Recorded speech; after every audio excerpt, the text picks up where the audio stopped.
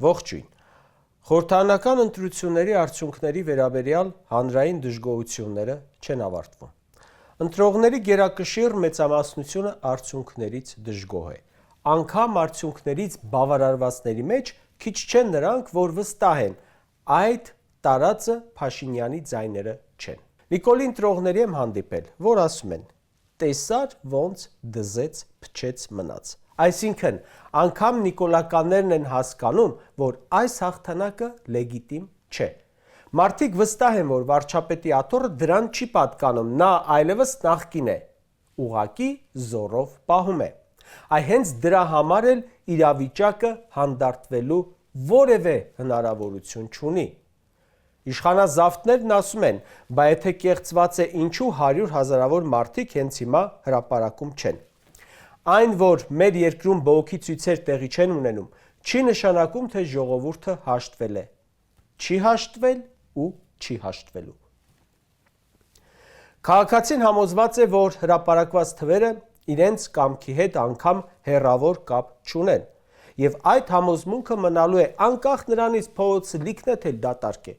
Այո, մարդկանց մեջ կա հիասթափություն, քաղաքական գործընթացների նկատմամբ անվստահություն։ Մարդիկ ծանր հոգեբանական հյուծվածության մեջ են։ 8 տարի շարունակ այս ռեժիմը մաշել է հանրության նյարդերը, բերելով պատերազմներ, զոհեր, հայրենիքի կորուստ, մշտական սթրես։ Ու հիմա այդքանից հետո ընտրողների շուրջ 60%-ը գնացել է տեղամաս, որ ի վերջո պրծնի ազատվի փորձանքից։ Բայց դա գործադրել է զանազան հակաօրինական քայլեր, ձայնագողություն ու սուպերկլեյով իրեն սոսնձել աթոռին։ Ու վստահաբար ասում եմ, որ էկրանից այս խայտառակությանը նայող, լուր հայհոյող եւ իրեն խաբված զգացող քաղաքացին շատ ավելի վտանգավոր է այս ռեժիմի համար, քան հրապարակում գոռացողը։ Սա կուտակվող զայրույթ է։ 2 օր առաջ հուլիսի 4-ին Սահմանադրական դատանը կայացրեց որոշում, որը եւ իր պատմության մեջ ամենախայտառակն էր եւ անակնկալ չէր։ Այս Սահմանադրական դատանից դա ենք ակնկալում։ Այս Սահմանադրական դատարանը այսօրվա կազմով լեգիտիմ է այնքան, որքան լեգիտիմ է Նիկոլի իշխանությունը։ Սահմանադրական դատանը վտանգավոր նախադեպ է սահմանում։ Ըստ այդ դատարանի ընտրակեղծիքները, ուրիշի ձայներ գողանալը, ընտրակաշառք բաժանելը, այն էլ պետական բյուջեով, սպառնալը, ատելության խոսքը, իրավական տեռորը նորմալ ընտրական գործընթաց է։ Սահմանադրական դատանը փաստորեն ասում է, որ շատ նորմալ է, որ ընտրողի քվեն կարող են չհաշվել։ Քաղաքացու իրավունք չկա, ընտրական իրավունք առավել եւս չկա,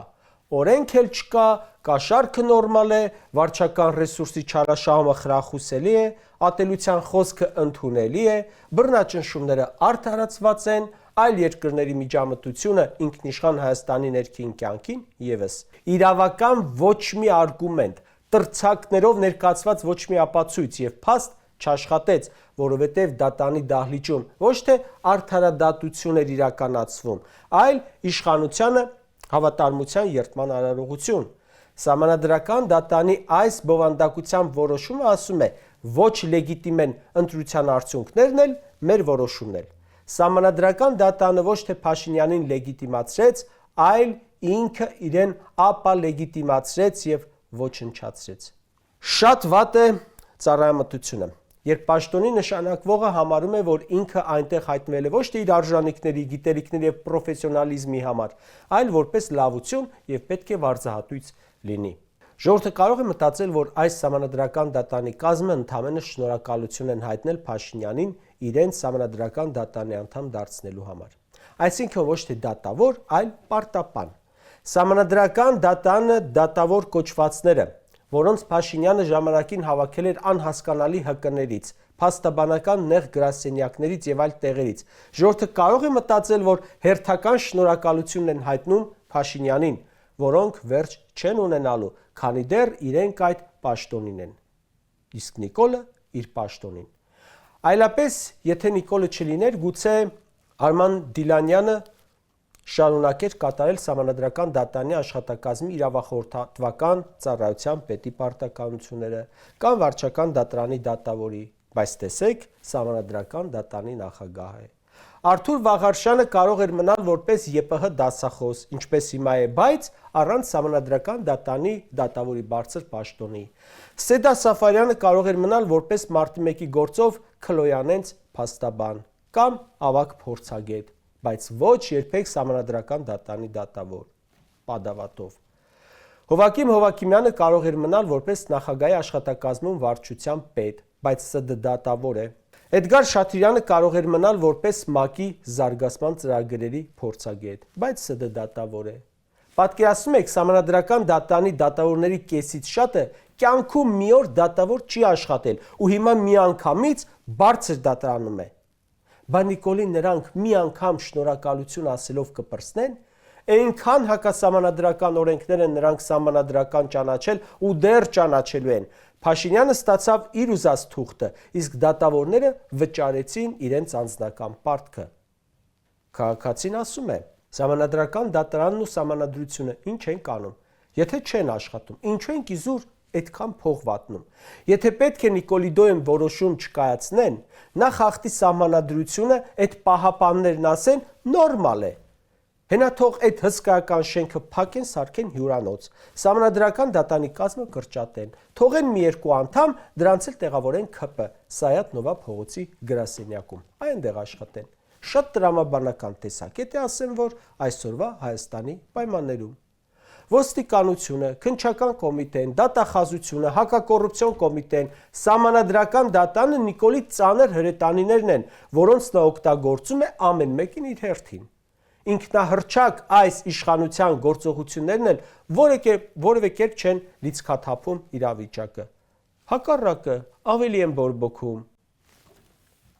Հետընտրական այս փուլում շարունակվում են բռնաճնշումները, ել ավելի մեծ թափով, խուզարկություններ, բիզնեսի խլում, աշխատատեղերի փակում, քաղաքական երանգով կալանավորումներ։ Սա հենց իր ոչ լեգիտիմությունը հասկացող իշխանության քայլեր են, որը բռնաճնշումները դիտում է իշխանությունը պահելու գործիք։ Գլխավոր փաստը հետևյալն է. Նիկոլ Փաշինյանը հունիսի 7-ի ընտրություններում չի հաղթել։ Երբ քաղաքացին տեսնում է, որ իշխանությունը չի ընտրվում, բայց մնում է, երբ մտածում է, որ ընտրություններով չեն կարող փոխել, սա կարող է քաղաքացու գործողությունները տեղափոխել անկանխատեսելիության դաշտ, ընդհանրապես երկիրը գցել անկանխատեսելիության փուլ։ Հասարակության տրամադրությունները չեն փոխվել, լարվածությունը չի թուլացել, մարդիկ զգում են իրենց խաբված, քցված։ Հանրային լռությունը մանդատ չէ, գողացած իշխանությունը հնարավոր չէ օրինականացնել։ Եթե նախորդ ընտրությունների արդյունքներով Նիկոլը կարող էր ասել ինչ որ է ինձ էր ընտրում ժողովուրդը, հիմա չի կարող ասել, որևէ մեկին չի կարող ասել ժողովուրդը ինձ է ընտրում, ոչ, ժողովուրդը քեզ չի ընտրում, քեզ պահում է իշխանության իրավապահ համակարգը, քեզ պահում են իշխանության քո նշանակած մարդիկ, քեզ պահում են իշխանության այն տարատեսակ ինստիտուտները, որոնց մասին քիչ առաջ ասեցի եւ որոնք հենց դրան են կոչված, ու դա ժողովրդի ցանկությունը չէ, որովհետեւ եթե ժողովրդի ցանկությամբ առաջնորդվեին, առնվազն կամ կդնեին երկրորդ փուլ, կամ մանդատները կվերաբաշխեին եւ ԲՀԿ-ին կվերադարձնեին 5 մանդատը, կամ կչեղարկեին արդյունքները։ Այդքանը որ չեք անում, չորով ասում եք ինքն է, պետք է հասկանանք, որ այդ ամենը ինչ որ մի օր դառնում է լրիվ ուրիշ բան։ Կարճ ասած, սա կանխատեսում չէ։ Պատմությունն է հուշում, որ ի հակառակ ժողովրդի ցանկության եւ ակնհայտ իրավականությունից ու օրինականությունից դուրս աճպարարությունների արդյունքում իշխանության պահածները երկար չեն տևում եւ դրա մասին բոլորը լավ հասկանում են, այդ թվում իշխանության ներսում։ Իսկ իշխանության ներսում ինչեր կարող են խոսել, ինչեր կարող են ակնարկել, դրա մասին կխոսենք վաղը։